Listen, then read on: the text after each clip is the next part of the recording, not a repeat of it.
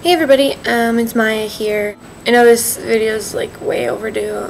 I've just been super busy with school and stuff. I'm at work right now. It's Sunday, so I don't have to deal with anybody. I just do laundry, and I'm in between loads right now, so we're good. This video is going to be about the Laramie Project 10 years later, which is basically the story of Matthew Shepard. On October 6th of 1998, was beaten and left to die on a fence outside of Laramie, Wyoming. He died 6 years later. His torture and murder became a watershed historical moment in America that highlighted many of the fault lines in our culture, or so says the Tectonic Theater website, which is the theater company that produced the Laramie Project and the Laramie Project 10 years later. But I just wanted to do a little vlog about this because I thought it was really important within the queer community. Because now in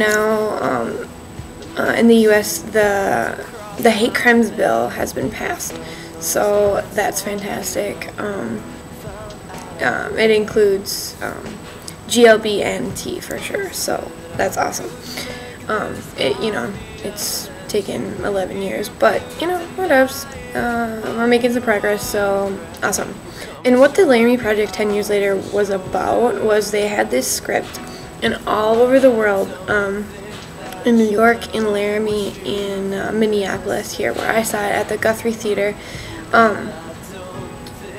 At the same time, all of these theater companies, like I said, worldwide, were reading the same script. For the first time. It was a one-night production. It was on the 10-year anniversary, or the 11-year anniversary, I should say, of the beating. So it was a really powerful piece.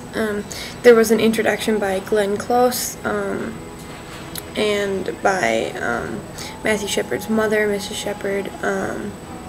Judy Shepard, I believe her name is. I think. And that was broadcast via the web, so holla YouTube. There was like a big screen at the theater, and there was, like I said, the introduction. Then the actors came out and they all read the script, and it was really well done. And the idea behind it was 10 years after Matthew Shepard had been brutally beaten and murdered, the crew of the Tectonic Theater Project, which is like I said, the company that wrote and produced and did the original Laramie Project and the Laramie Project 10 years later. They wanted to go back to Laramie, Wyoming, to find out how Laramie had changed or not changed in 10 years. And it was very interesting. There were definitely some things that had changed. There were definitely some things that hadn't changed. There's tons of blogs about it, and I'm sure there are a lot of vlogs about it as well. One thing that I was unaware of is between the time that this beating happened in '98 and 10 years later in 2008. There was a 2020 piece done, basically saying that this was not a hate crime at all, and that this was just like a drug deal gone bad, and stuff. And it was very, very powerful. A lot of people believed it, and a lot of people thought that was true, and that this had nothing to do with hate, and it had nothing to do with Matthew Shepard being gay and being out. Which is very false. It was so very clearly a hate crime. But 2020, like I said, did this piece, and it was very influential.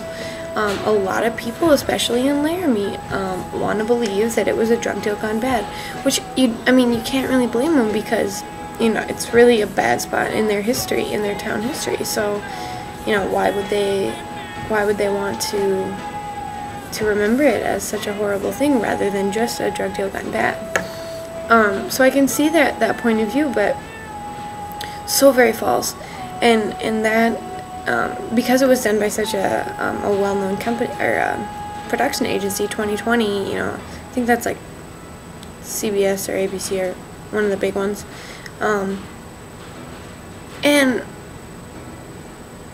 that's so influential. And if people still believe that, then I don't know. That affects a lot of people's thinking, even right on the university campus. I was able to get like $2 tickets through the GLBTA programs office on my campus, so that was pretty cool. Yep, that's about all I got. Alright, well, thanks everybody, and I'll see you next time. Peace.